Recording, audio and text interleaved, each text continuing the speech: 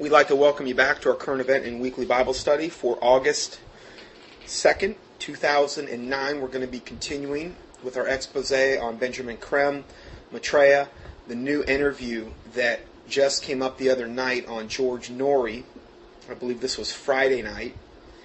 And let's see here, 7/31/09, which was the same day that Benjamin Creme put up the Star teaching video. I believe he wanted it to coincide with his George Noory interview. So this all came up on the same night. And it was funny because I believe the Lord led me to look at this that exact night. I just so happened to be up there and hadn't been up there in months. George Noory is one of the most popular, most listened to internet talk shows. I think he's the largest, probably about one of the largest, if not the largest, internet talk show. And he's also on radio quite a bit too. And here he is going to be interviewing Benjamin Creme, who has been, evidently it's been about 4 years since he's interviewed him. Benjamin Creme was the man that we heard in the first interview, who is like the Pied Piper, the false prophet from Maitreya. He's been that for a long, long time. And we're going to just be listening in on this right now, and I'm going to go ahead and start the interview.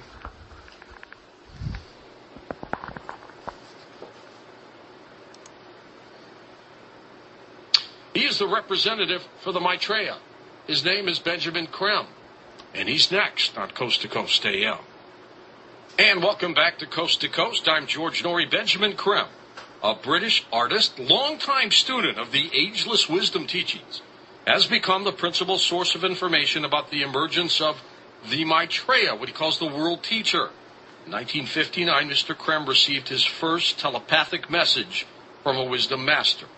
Not long after, he was informed that Maitreya would return within 20 years and that he would be given the opportunity to play an active role in the event he so chose. Mr. Now, notice he said Maitreya was going to be coming back in 20 years, and that was in 1959, so we're a little bit off. How many years has it been as far as that goes? About 30. So, again, I believe the devil has wanted to implement his plan much sooner. And I've talked about this in other studies that I've done, but the Lord didn't permit it to happen because the Lord has His own timetable. But I do believe we're on the cusp of it now.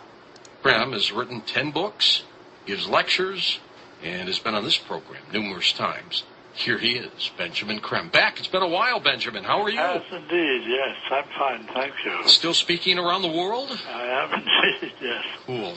For people who don't know who the Maitreya is, would you describe him? And then, of course, you do know he's controversial, so I'll ask you for a few of those. Maitreya is the personal name of the head and leader of a group of, from our point of view, totally perfected beings, the masters of wisdom. Okay, just stopping right there. So he's the head of these group of beings, these masters of wisdom. These are the ascended masters that he is in reference to. Okay? And I've done whole teachings on these ascended masters. If you go and keyword ascended masters in the search box on my homepage on Sermon Audio under Scott A. Johnson, you'll find them. Or Maitreya, or just part of the word Maitreya, M-A-I-T, you'll find it. I do have a link at the head of the PDF that's associated with this teaching, and you can click on it and you'll see all 20 of my teachings I've done on this subject with supporting documentation and PDFs. So, just so you know, if you want an education on it, you can go there as well. A group of men like us, who have gone ahead of us in evolution and evolved to a point within... Again, here we go, already with evolution. We've evolved. Now, the big thing that you're going to hear, and I've talked about this, I've done a whole teaching on this, called the ancient astronaut theory. Okay, and this is what the aliens teach. This is what the Raelians teach. You've heard the Raelian cult. This is what the Ascended Masters teach. This is what people that get abducted by aliens and UFOs, or supposed aliens and UFOs, they're always taught this ancient astronaut theory. Okay, and what that is that these highly evolved beings came to our planet millions and millions and millions of years ago, and they seeded planet Earth with humanity. We were like their little science project. And they've come back, periodically since then. They've kind of stayed out of the affairs of men. They, a lot of times, I believe, also represented themselves to be the gods, the deities that people worshipped. And the problem is we've messed things up so bad that they're going to have to come back and straighten everything out. And this is the pretext under which we're going to have all of these ascended masters appearing and this alien agenda and everything else, because they have to come back to police their little science project that's gone awry. Now, this same exact scenario is presented in Mission to Mars, at the final scene of Mission to Mars. If you want to go up and see a real good recap of this, key in Mission to Mars on YouTube, final scene. You'll find it. This is the exact same brainwashing that is happening consistently all over the world regarding this particular subject. So it's something that's very, very important because they're going to have to convince you evolved and we're their little science project and they were our creators. Well, hey, if they were our creators, what power do we really have? We better listen to them, right? I mean, that totally rules out the God of the Bible. That totally runs contrary and contradictory to the Word of God. So again, you're going to have to choose whom you're going to serve. The Bible talks about, as for me and my house, we will serve the Lord, and we will dwell and believe in His Word, not in some alien agenda or some lie that's being perpetuated by Satan. Let's go further. No longer need to be on this planet, but a large number of them remain on the planet to oversee the plan of evolution for the rest of us. The head and leader of that group is the Lord Maitreya.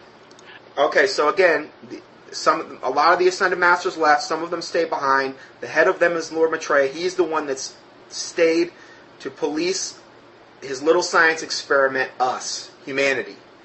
And he holds the office of world teacher and is expected by all the major religions under one name or another. Christians await the return of the Christ. Maitreya embodies what we call the Christ principle, the energy of love. He is awaited by Muslims as the Imam Mahdi.